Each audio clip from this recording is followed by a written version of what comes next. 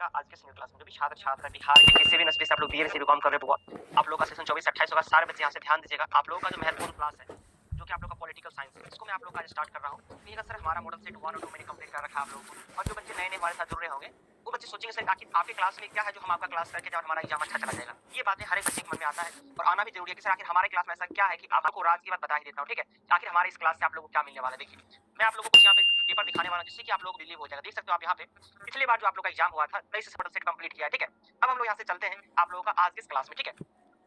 तो चलिए यहाँ से सारे सेशन को लाइक कर लीजिएगा। और अपना चैनल का नाम चेंज हो चुका है। पहले आप लोगों का नाम था डिफेंस बेगूसराय, तो आज के जनक कौन है? प्लेटो, सुकरात या फिर आप लोगों का अरस्तु या फिर हीगेल? बताइए, सारे बच्चे इसका आंसर बताइएगा। देखिए, मैं आप लोगों को इसके साथ कुछ और आंसर भी बताऊंगा। देखो, अरस्तु आप लोग का जो ये कहाँ का आप लोग का था, ये आप लोग का यूनान का एक विचारक था। कहाँ का विचारक था सर? ये यूनान का एक विचारक था, ठीक है। यहाँ से ध्यान रखिएगा। कहते सर, उसके बाद देखो आप लोग का हीगेल, जो हीगेल की सर पुस्तक आप लोगों का बहुत इंपॉर्टेंट आप लोगों से एग्जाम में पूछा जाता है। हीगेल का एक पुस्तक है सर, ठीक है, द फेनोमोलॉजी, ठीक है। फेनोमोलॉजी आप लोग का है ऑफ द स्पिरिट, ठीक है। ऑफ द स्पिरिट आप लोग का, ये इनकी एक रचना आपसे एग्जाम में पूछा जाता है। तो आपसे एग्जाम में शॉर्ट क्वेश्चन पूछा जाता है, स्पिरिट किसकी रचना है? तो आप लोग ध्यान रखिए, गुरु जो सर है आप लोग का अरस्तु, यहाँ से राइट आंसर हो जाएगा, ठीक है। अरस्तु हो जाएगा। तो आपसे एग्जाम में पूछा था सर, और प्लेटो जो आप लोग का यानी कि राजनीति विज्ञान के सर जनक कौन है? तो सर राइट आंसर क्या देगा? अरस्तु इसका राइट आंसर यहाँ से हो जाएगा। आप लोगों का भी क्वेश्चन का राइट आंसर आ रहा है, बहुत अच्छा। अब देखिए आपका अगला क्वेश्चन क्या निकल के आ रहा है। सर बैकग्राउंड का आवाज आ रहा है, क्या बात है? अब ठीक है, देखो तो अब देखिए यहाँ से कहते हैं सर, अगला क्वेश्चन हमारा क्या निकल के आता है। पॉलिटिक्स नामक पुस्तक की रचना किसने किया? ये क्वेश्चन भी आप लोग का, जितना मैं क्वेश्चन करवाऊंगा आज आप लोग का, वो क्वेश्चन आप लोग का एलएनएमयू हो गया, बीआरबीयू हो गया, ठीक है, पाटलिपुत्रा यूनिवर्सिटी हो गया, मुंगेर यूनिवर्सिटी हो गया, और आप लोग का तिलका मांझी यूनिवर्सिटी हो गया। सभी ये सभी यूनिवर्सिटी में पूछा गया प्रश्न पत्र मैंने लेकर आया, क्योंकि मेरे पास हर एक यूनिवर्सिटी का क्वेश्चन है। आप लोगों ने देखा है, क्योंकि मेरे बच्चे आपसे सीनियर भी हमारे साथ जुड़े हुए हैं, सब बच्चे पढ़ रहे हैं, ठीक है। तो समझिएगा यहाँ से कहते हैं सर, पॉलिटिक्स नामक पुस्तक की रचना किसने किया? प्लेटो ने, अरस्तु ने, लॉस्की ने, फिर सिसरो ने। देखिए, तो सर इसका राइट आंसर आप लोग का हो जाएगा, पॉलिटिक्स नामक पुस्तक की रचना जो है अरस्तु ने यहाँ से किया है। कहिएगा सर, प्लेटो की एक रचना आप लोग का है द रिपब्लिक। बहुत ज्यादा आपके एग्जाम में पूछा जाता है, ठीक है। ये क्वेश्चन मैंने आप लोग का मॉडल सेट 2 में करवाया हुआ है। और आज जो मैं आप लोग को लॉन्ग क्वेश्चन करवाने वाला हूँ ना, वो बहुत ज्यादा मोस्ट वीवीआई क्वेश्चन आप लोग का, तो सारे बच्चे कर लीजिएगा, ठीक है। क्योंकि वो आप लोग का यूनिट 3 जो आप लोग का पॉलिटिकल साइंस में है, मेजर माइनर सभी बच्चों के लिए यूनिट 3 का मोस्ट वीवीआई क्वेश्चन मैंने लेकर आया, तो उसको आप लोग जरूर कर लीजिएगा लास्ट में, ठीक है। कहते हैं सर कि आप लोग का प्लेटो रचना किसने किया? द रिपब्लिक की रचना प्लेटो ने किया। अरस्तु ने पॉलिटिक्स नामक पुस्तक रचना किया। और लॉस्की, अगर आपसे पूछा जाए एग्जाम में कि लॉस्की किस विचारधारा का था, ये आपसे एग्जाम में पूछा गया इस बार पूर्णिया यूनिवर्सिटी में, ठीक है, कि लॉस्की किस विचारधारा का था, बताइए। तो सर इसका जो राइट आंसर आपका हो जाएगा, ये आपका मार्क्सवादी विचारधारा का, यहाँ से ध्यान रखिएगा, ठीक है। मार्क्सवादी विचारधारा का, ठीक है, मार्क्सवादी विचारधारा। क्लियर हो गया? आप देखिए आगे, देखिए यहाँ से कहते हैं सर, अगला क्वेश्चन हमारा निकल के आता है, राजनीति विज्ञान में व्यवहारवाद के जनक किसे माना जाता है? देखो, राजनीति विज्ञान में आप लोग का व्यवहारवाद से आप क्या समझते हो, उसके बाद एक है उससे बहुत ज्यादा इंपॉर्टेंट क्वेश्चन है आप लोग का, व्यवहारवाद से आप क्या समझते हो और उत्तर व्यवहारवाद से आप क्या समझते हो। ये दोनों प्रश्न मैंने मॉडल सेट 2 में करवा रखा है आप लोगों को। आप लोग को याद भी होगा कि राजनीति विज्ञान में व्यवहारवाद के जनक सर किसे माना जाता है? हैरोल्ड लॉसवेल को, कापलन को, डेविड स्टर्न को, या फिर डहल को? बताइए। तो सर इसका राइट आंसर क्या होगा? डेविड स्टर्न को हमारा जो है व्यवहारवाद का और उत्तर व्यवहारवाद दोनों का जनक यहाँ पे माना जाता है, क्योंकि इन्होंने इन चीजों को क्या किया था, शुरुआत किया था यहाँ से, ठीक है। क्लियर हो गया आप लोग का? जो बच्चे नहीं किए मॉडल सेट 2 वहां से कर लीजिएगा सारे बच्चे, ठीक है। अब देखिए अगला क्वेश्चन हमारा निकल के आता है, आप लोगों का जी एग्जाम कब से है जी, बताइए तो। बहुत बच्चों का डर, मतलब बहुत बच्चे को डर लग रहा है, समझे, क्योंकि देखिए YouTube पे अब जो है ना 1000 को चैनल बनेगा, समझे। अभी आप लोग का एग्जाम है ना, 10,000 चैनल बनेगा और सब आदमी क्या करेगा पता है, केस पेपर उठाएगा और उसका वीडियो बना बना के डाल देगा, समझे। तो वही चक्कर में क्या होता है कि बच्चा बर्बाद हो जाता है। अब देखिए इतना दिन से हम शांति से पढ़ा रहे हैं आप लोगों को, लेकिन अभी क्या होगा, मार्केट में देखिएगा YouTube पे 10 रकम का वीडियो आएगा, ठीक है, ये पढ़ लो इससे टॉप कर जाओगे, ये पढ़ लो इससे ऐसे हो जाएगा, और होगा कुछ नहीं। जब एग्जाम देके आओगे तो उसको गाली देने का मन करेगा। इसलिए अपना कीमती समय सही जगह लगाइए और मेहनत कीजिए चुपचाप। कहते हैं ना कि जब हाथी चले बाजार में तो कुत्ता भौंके हजार, वही बात। आप शांति से पढ़िए, एक जगह से शांति से, ठीक है। कहते हैं सर, वैज्ञानिक समाजवाद के जनक किन्हें माना जाता है? कार्ल मार्क्स को माना जाता है। बहुत अच्छा राइट आंसर आप लोगों का आ रहा है। लॉक, हॉब्स, प्लेटो, ये सभी इसमें से नहीं होगा, ठीक है। कहिएगा सर इसमें से आप लोग का जो है हॉब्स किस विचारधारा के आदमी था? जस्ट मैंने आप लोगों को बताया था, बताइए किसी को याद है तो। किसी को याद है क्या? देखो, लॉक आप लोग का उदारवादी विचारधारा, ये कैसा विचारधारा का था? ये आप लोग का उदारवादी विचारधारा का था, ठीक है। कहिएगा सर, हॉब्स आप लोग का जो, ये आप लोग का किस विचारधारा का था? ये भौतिकवादी विचारधारा का था। देखो ये सब याद रखिएगा, समझे। विचारधारा आपसे जब पूछा जाता है कि किस विचारधारा का ये आदमी था, ठीक है। उसके बाद यहाँ से आप आगे निकल के आता है प्लेटो। देखो प्लेटो सर क्या है आप लोग का, तो प्लेटो सर एक बहुत बड़ा फिलोसफर है, ठीक है, यहाँ से ध्यान रखिएगा। अब देखिए सर, अगला क्वेश्चन हमारा क्या निकल आता है, दास कैपिटल नामक पुस्तक की रचना सर किसने किया है? Das Kapital one of the most previous question, ये आप लोग का बिहार के ऑल यूनिवर्सिटी में पूछा गया प्रश्न है। आप लोगों को मैंने जो वहाँ पे स्क्रीनशॉट भी दिखाया था ना, उसका मैं लिंक आप लोगों को टेलीग्राम पे आज डाल दूंगा 9 बजे रात में, ठीक है। आप लोग देखिएगा जाके, वो सभी क्वेश्चन पेपर बिहार के हर एक यूनिवर्सिटी का पिछला बार 2023 में कैसा प्रश्न पूछा गया था, ठीक है। तो सभी बच्चे हमारे टेलीग्राम पर जो जाइएगा, टेलीग्राम करने पे लॉस तो सर इसका राइट आंसर क्या था? कार्ल मार्क्स ने इसकी रचना यहाँ से किया था, ठीक है। कोई दिक्कत है आप लोगों का? नहीं ना, बहुत अच्छी बात, ठीक है। एक बच्चा बोला सर लेनिन, देख लो याद नहीं है भैया तुमको, गुरुजी याद नहीं है आपको कि कौन बोला था लेनिन? प्रियंका चौहान मैडम जी, आपको याद नहीं है, ठीक है। थोड़ा सा पढ़ लीजिए, एग्जाम आ चुका है आप लोगों का, ठीक है। तो पढ़िएगा नहीं तो कैसे काम चलेगा जी, समझ रहे हो ना। देखिए कहते हैं कि मानकात्मक राजनीतिक सिद्धांत की विशेषता बताइए, आदर्शवादी, कल्पनात्मक, दार्शनिक, या फिर इनमें से सभी। देखिए सबसे पहले आप लोग ये समझो कि मानकात्मक राजनीति क्या कहते हैं। मतलब सर एक ऐसी राजनीति जिसमें हम लोग क्या करते हैं, तुलना करते हैं किसी भी चीज का किसी चीज से, ठीक है। जब दो विचारधारा का आदमी रहेगा तो तुलना करेगा, अच्छा ये काम सही है, वो कहेगा नहीं काम गलत है, तो सर कहते हैं मानकात्मक राजनीति होता है, ठीक है। तो सर कहते हैं कि इसकी विशेषता क्या है, इसमें आप लोग आदर्शवादी, कल्पना भी रहता है और दार्शनिक का भी विचार रहता है, यानी कि सब सर इसमें मिक्स रहता है, ठीक है। वही हमारा क्या होता है, मानकात्मक विचारधारा यहाँ से होता है, ठीक है। बहुत अच्छी बात है, चलिए आगे देखिए। सारे बच्चे सेशन को लाइक कर लीजिएगा, छोटे से सेशन को, ठीक है। छोटा सा सेशन है, बहुत ही प्यारा सेशन है, लेकिन हाँ बहुत इंपॉर्टेंट क्वेश्चन आज हम करवाने वाले लॉन्ग क्वेश्चन देखिएगा। कहते सर किसने कहा प्रजातंत्र लोगों के लिए और लोगों द्वारा शासित सरकार है, यानी कि सर पहले हमारा जो लोकतंत्र है, ठीक है, पहले हमारा भी क्या लोकतंत्र हमारा चल रहा है, इससे पहले सर हमारा क्या था, राजतंत्र था, है कि नहीं। और उसी तरह से आप लोग का एक था प्रजातंत्र, यानी कि प्रजा के द्वारा इसमें जो है चुना जाता था लोगों के लिए, लोगों द्वारा शासित एक सरकार होता था, ठीक है। ये बात किसने कहा, लॉस्की, इब्राहम लिंकन, सीले या फिर जेम्स ब्राइस ने, बताइए किसी को याद है क्या। अब्राहम लिंकन ने कहा था, very good, fantastic, right answer आ गया, किसी बच्चे का एक आया था। अगला देखिए, कहते हैं अगला क्वेश्चन, कहते हैं कि राज्य की उत्पत्ति से संबंधित सर्वाधिक प्राचीन सिद्धांत, देखो मतलब हमारा जो राज्य होता है, अभी देखिएगा राज्य का सर कौन कौन सा चीज होता है सर, एक हमारा तो क्षेत्रफल होता है, एक हमारा जनसंख्या होता है कि नहीं, ये से हमारा राज्य का क्या होता है सर, अंग होता है। लेकिन राज्य का जब उत्पत्ति हुआ था सर, इससे संबंधित अगर देखा जाए सबसे प्राचीन सिद्धांत क्या है, शक्ति का सिद्धांत, यानी शक्ति का सिद्धांत करने का मतलब क्या होता है, पावर, यानी कि सर हमारा जो राजनीति विज्ञान है उसमें सर पावर का ही कहीं ना कहीं खेला है ना, पीएम के पास सबसे ज्यादा पावर होता है, फिर आपका सीएम हो गया, फिर आपका एमएलए हो गया, एमएलसी हो गया, उस ये तो हमारा अभी लोकतंत्र में आ गया। सामाजिक समझौता, ये भी आप लोग का नया चीज है, विकास हमारा ये भी नया चीज है। सबसे पहले जो सर हमारा था वो देवीय सिद्धांत है, कहता था कि भगवान का आशीर्वाद है, समझे, देवी का सिद्धांत है, समझे, ये आपसे कहा जाता था, ठीक है। पल्लवी रानी का बहुत अच्छा राइट आंसर आ रहा है, ठीक है।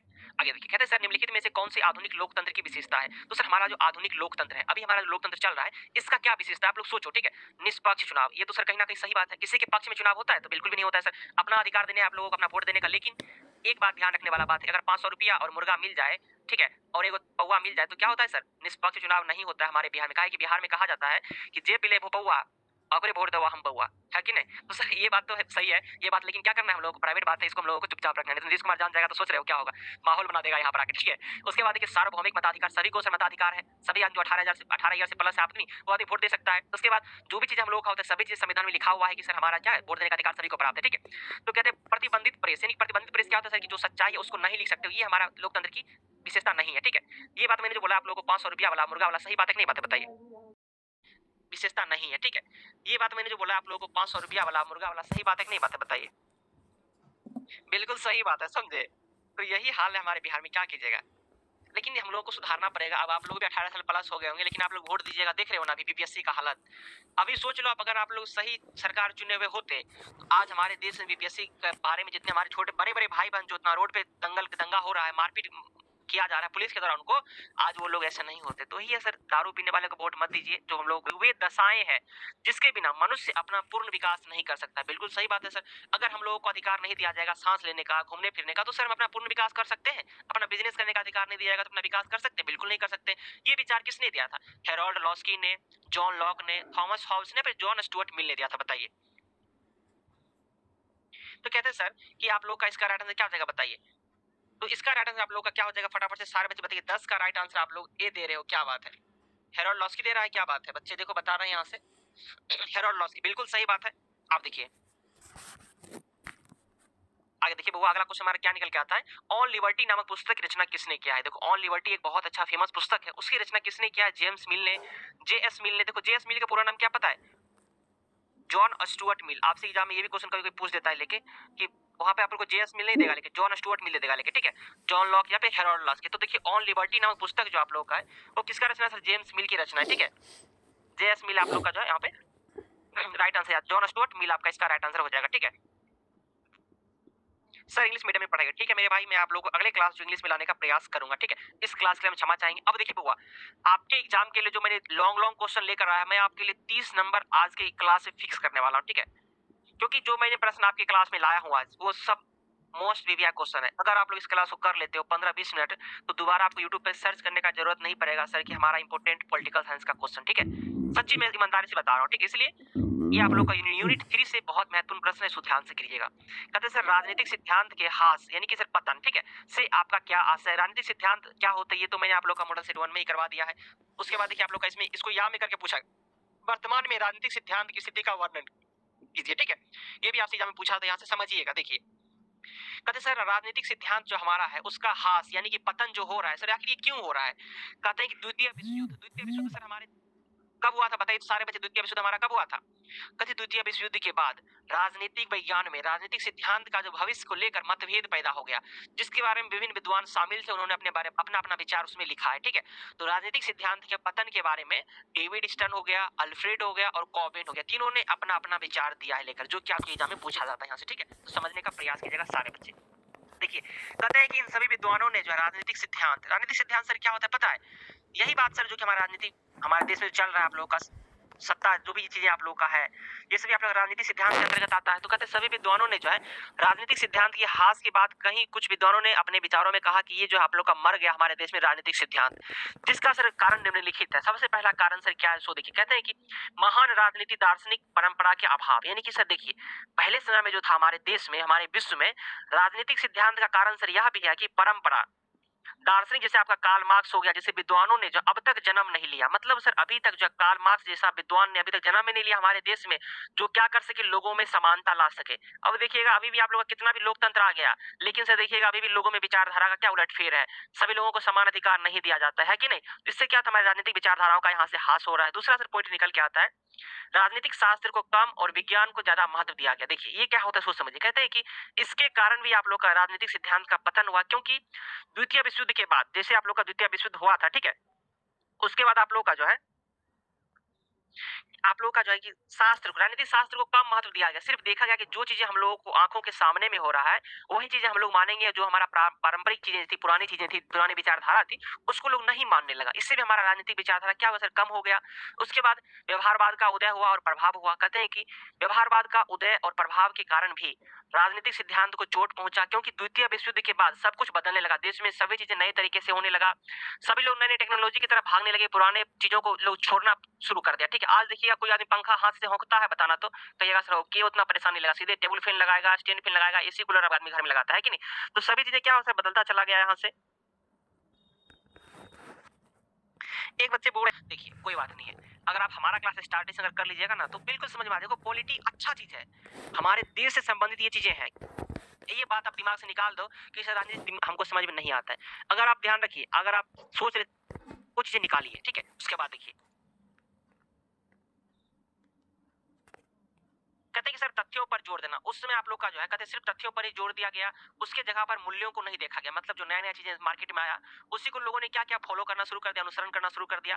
जो मेन चीजें था उस समय का उसको लोगों ने छोड़ दिया। कहते हैं कि इतिहासवाद की बढ़ती हुई प्रवृत्ति, यानी कि ज्यादा इतिहासकार लोगों ने मार्केट में आ गया और जो पुराना चीजें था हमारा सिद्धांत था उसको बर्बाद कर दिया। लेके नए नए विचारधारा बढ़ने से क्या हो गया, पुराने हमारे सिद्धांत जो है वो पतन होना शुरू हो गया।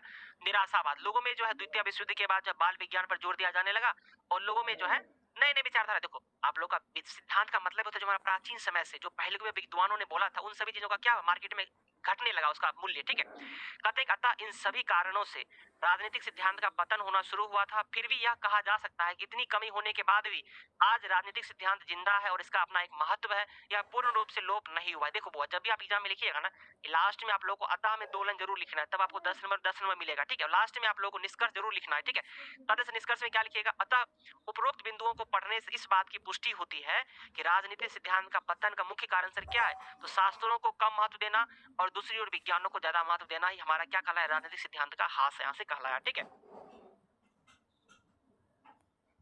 देखिए बहुत सारे बच्चे बोल रहे हैं सर एग्जाम में 20 से 25 पे लिखने पड़ते हैं क्या, बिल्कुल भी नहीं मेरे भाई। ये बातें जो बोल रहा है ना वो आदमी बहुत पुराना दिमाग का है, समझे। अब आप लोग का लेटेस्ट में क्या हो गया सर, तो आपसे लेटेस्ट में आप लोग का मात्र 70 नंबर का ही फाइनल एग्जाम होगा। ठीक है, तो सर उसमें 70 नंबर में आप लोगों का जो है 20 नंबर का ऑब्जेक्टिव भी रहता है, 50 नंबर के सब्जेक्टिव में आप लोगों को 20 से 25 पे कोई नहीं लिख सकता है मेरे भाई। ठीक है, वो जो बोल रहा है ना वो बस आपको डरा रहा है। ठीक है, और वो आपको चाह रहा है कि डरा धमका के किसी तरह से अपने चैनल पर खींच कर ले आए, समझे। तो ऐसी चीजें कुछ भी नहीं है। हमारे बहुत सारे पुराने बच्चे जिससे मैं आपको कल के वीडियो बनवा के दे दूंगा लेके, और हमारे बच्चे बोलेंगे कि हाँ सर हमने इतना क्लास किया, मात्र कम पेजों में मैंने लिखा। और देखो एग्जाम में आप लोग को ज्यादा लिखने से नंबर नहीं मिलता है, आप एग्जाम में पॉइंट वाइज करके लिखते हो ना तो आप लोगों को ज्यादा नंबर मिलता है। जैसे आप देखिएगा बीपीएससी का मेंस हो गया या फिर लोग यूपीएससी का कॉपी लिखता है तो उसमें क्या करता है सर, अच्छा होना चाहिए, उसी को समझ क्या कहते हैं, उदारवाद कहते हैं पॉलिटिकल साइंस में, समझे। तो सर इसका सिद्धांत हमारा क्या होता है सोच समझिए, कहते हैं इसका सर अर्थ होता है कि व्यक्ति की स्वतंत्रता, हमको सर स्वतंत्रता है, आप जी सकते हो, घूम सकते हो, अपना काम कर सकते हो अपने मर्जी से, वही सर होता है हमारा उदारवाद। अब देखो इतना सास में पढ़ा दूंगा तो याद हो ही जाएगा ना। अब देखिए सर कहते हैं उदारवाद आप लोग का लैटिन शब्द जो है लीबर से लिया गया है। ठीक है, सर कहते आता लिबरल विशेषण आप लोग का एक ऐसे व्यक्ति हो या फिर सिद्धांत के साथ लगाया जाता है तो जो व्यक्ति की स्वतंत्रता का समर्थन करता है। देखो आप लोग का जो उदारवाद इसका मतलब ही होता है सर कि जो व्यक्तियों को स्वतंत्रता प्राप्त कराता है उसी को हम क्या कहते हैं, उदारवाद कहते हैं। अब इसके लिए हमारे विचारकों ने अपना अपना विचार दिया जो आपको एग्जाम में लिखना पड़ेगा। ये बात तुम अपने अपने भाषा में समझा दे, लेकिन जो हमारे विचारक है उसने किस किस भाषा में क्या क्या चीजें बोला है वो चीजें आपकी एग्जाम में लिखना पड़ता है, समझे। क्योंकि उनका नहीं लिखिएगा तो आपको नंबर नहीं मिलेगा, समझे। तो इसको लिखना कैसे करना है सो देखिएगा।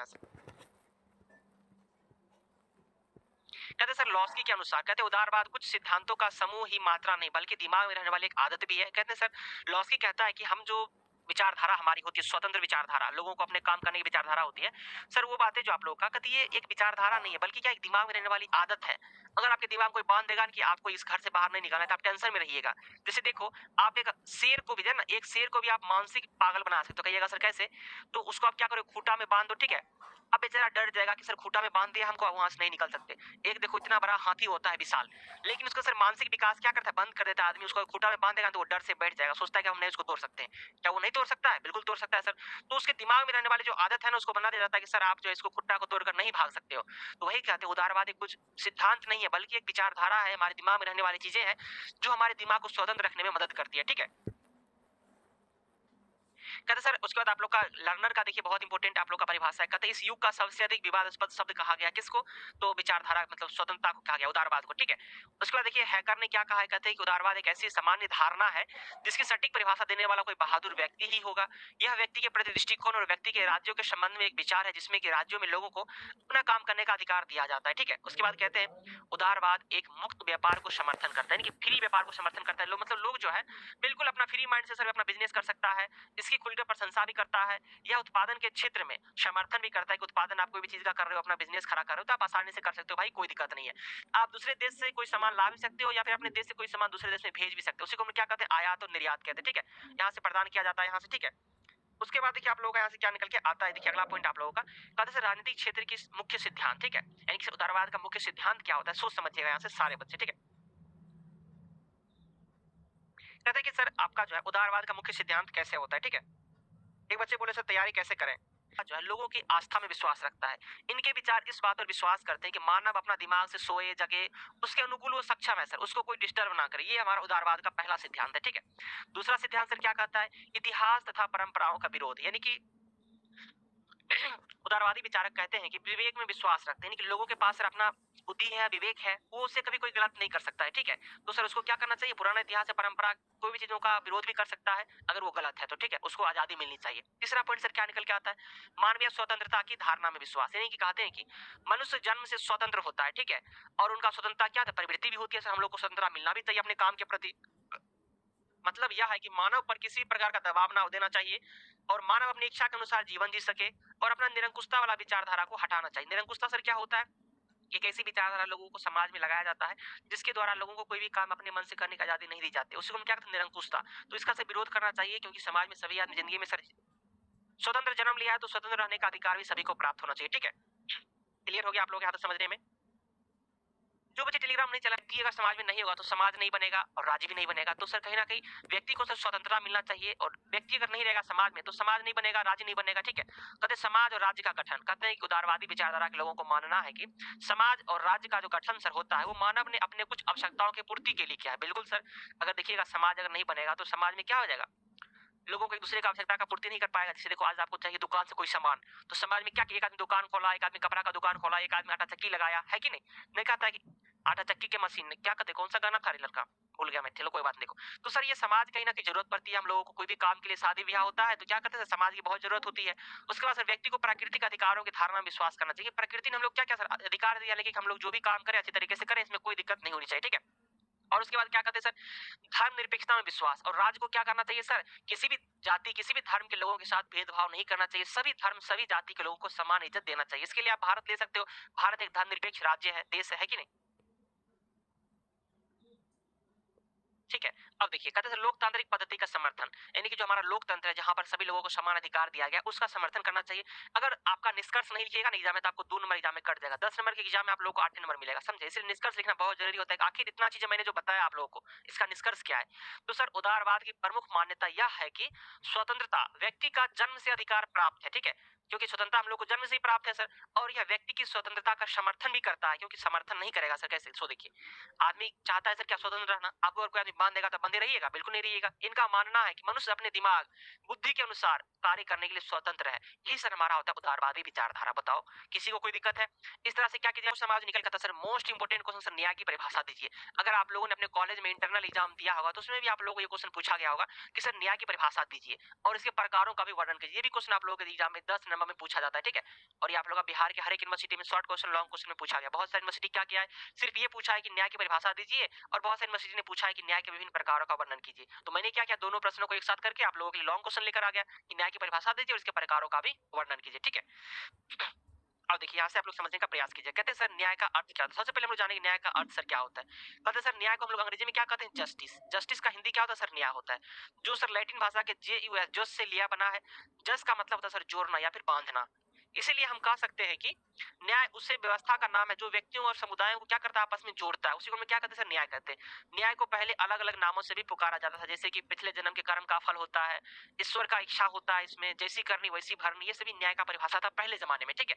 यानी कि जैसा काम करोगे वैसा भरना पड़ेगा, वही तो सर न्याय है हमारा। अगर आप किसी के साथ गलत करोगे तो आपके साथ भी क्या करेगा, न्याय आपको गलत करेगा, है कि नहीं। तो वही सर हमारा परिभाषा था यहाँ से। कहते सर समाज में सामंजस्य और संतुलन बनाए रखने के लिए जो उपाय किया गया था, पहला दंडित था, दूसरा आप लोग का पुरस्कृत करना। यानी कि सर समाज में जो है सामंजस्य और संतुलन बनाए रखने के लिए दो उपाय किया गया था। पहला सर क्या था, जो आदमी गलत करे उसको दंडित करो, जो